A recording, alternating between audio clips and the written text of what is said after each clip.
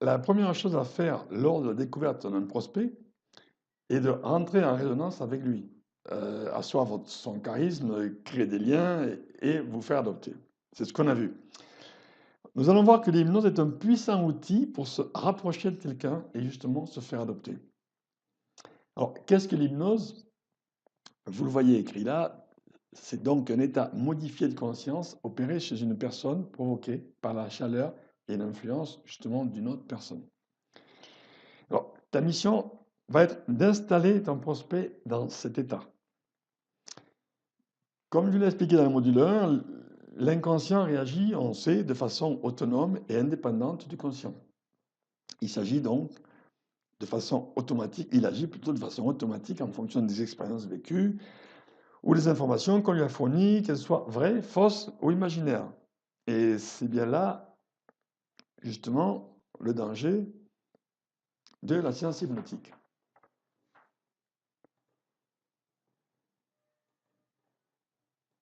Alors, je mets ça en diaporama parce que je l'ai oublié. Alors, en ce qui nous concerne, il s'agit d'amener notre prospect donc à acquérir un objet, une méthode qui doit résoudre sa problématique, qui doit résoudre ses maux ou ses problèmes.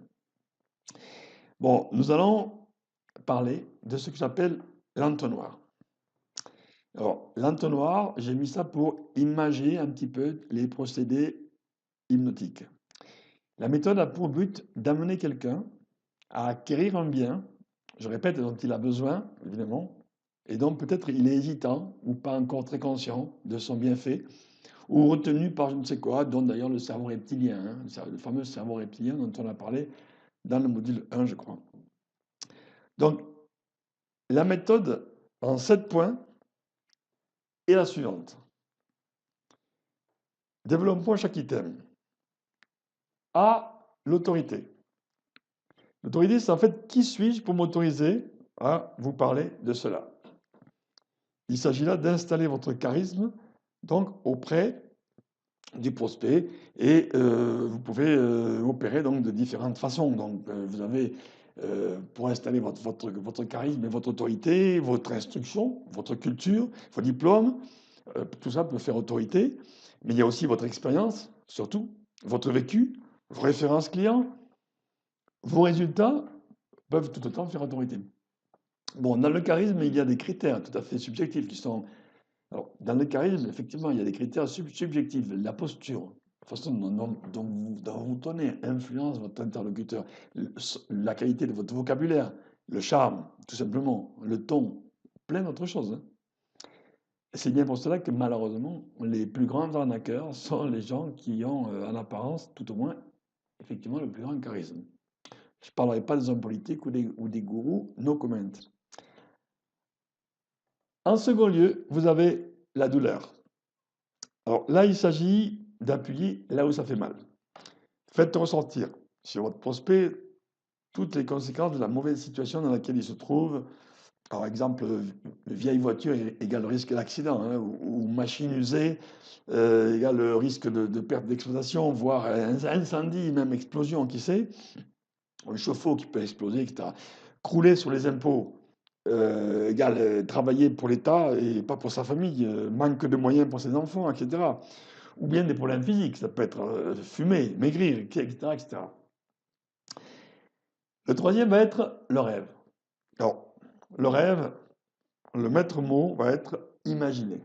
Imaginez dans quelle situation seriez-vous? Quelle nouvelle vie vivriez-vous si vous n'aviez plus ce fardeau? Mal de dos, malentendant, vous êtes étouffé par les impôts, etc., etc.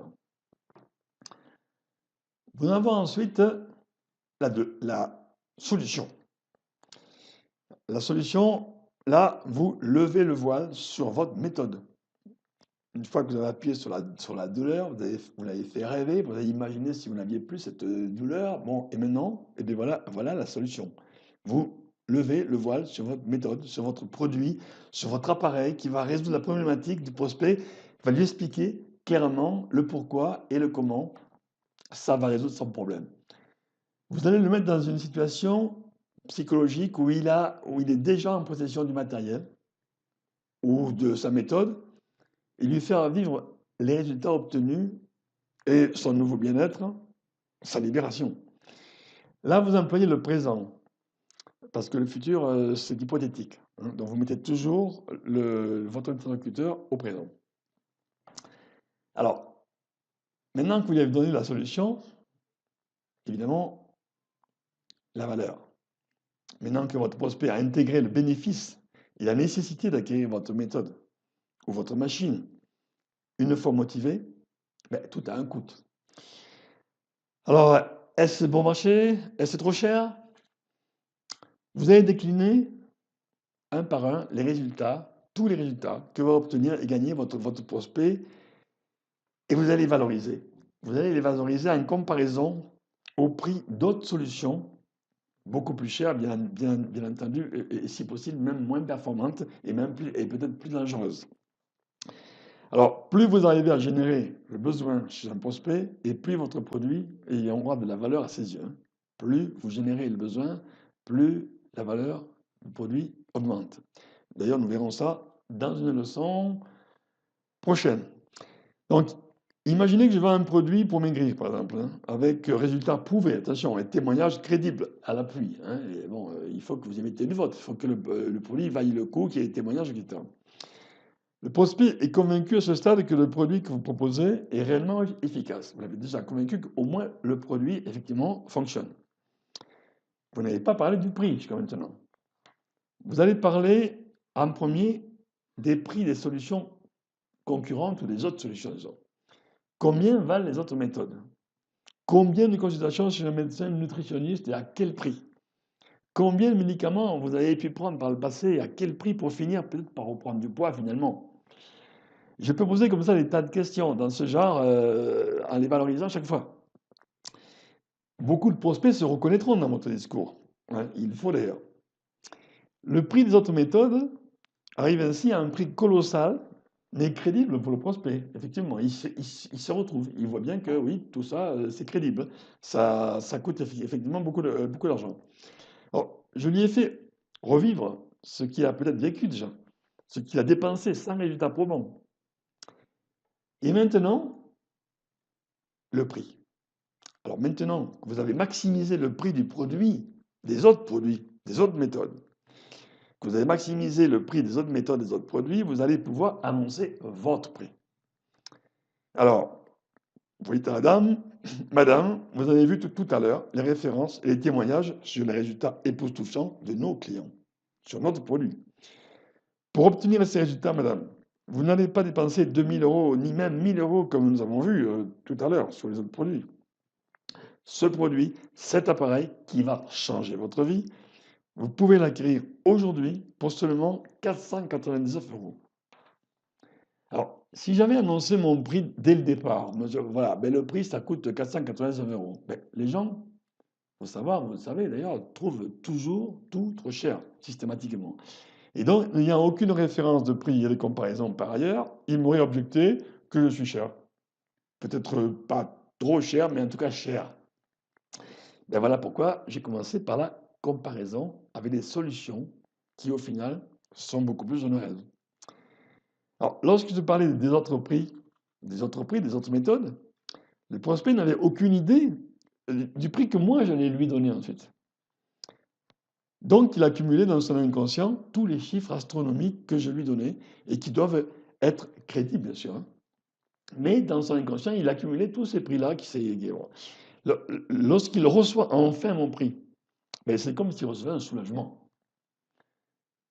Il ne peut pas lui venir à l'idée de trouver un produit trop cher.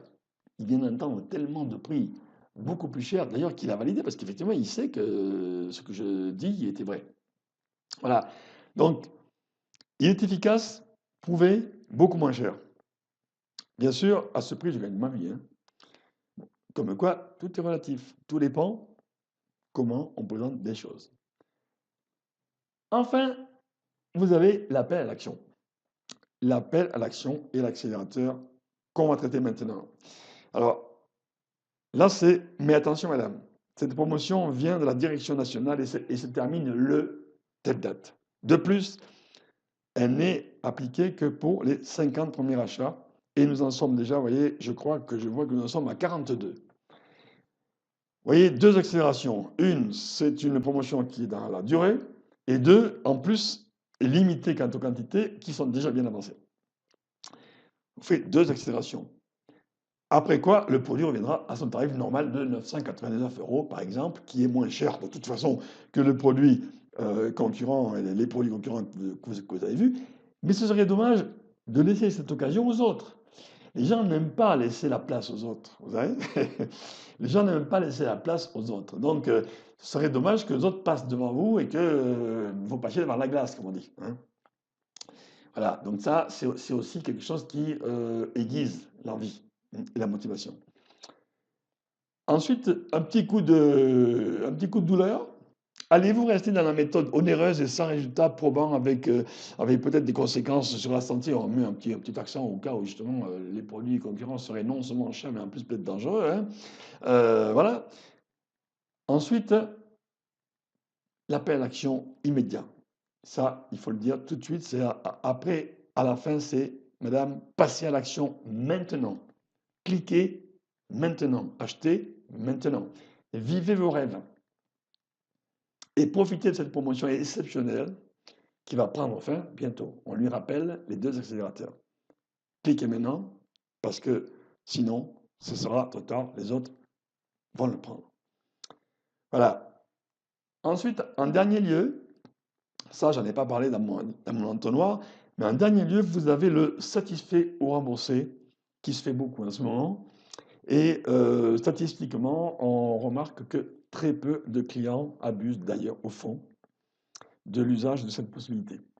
Voilà, madame, si malgré tout ce que je vous ai expliqué, tout ce que vous avez vu, tout ce qui est probant dans ce produit, eh bien, on ne sait pas pourquoi, mais ça ne vous convient pas, mais écoutez, vous envoyez un mail, un coup de téléphone, on vous rembourse séance tenante de la totalité de ce que vous avez payé.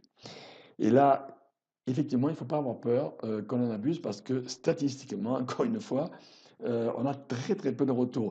Par contre, c'est un accélérateur qui est très intéressant. Voilà.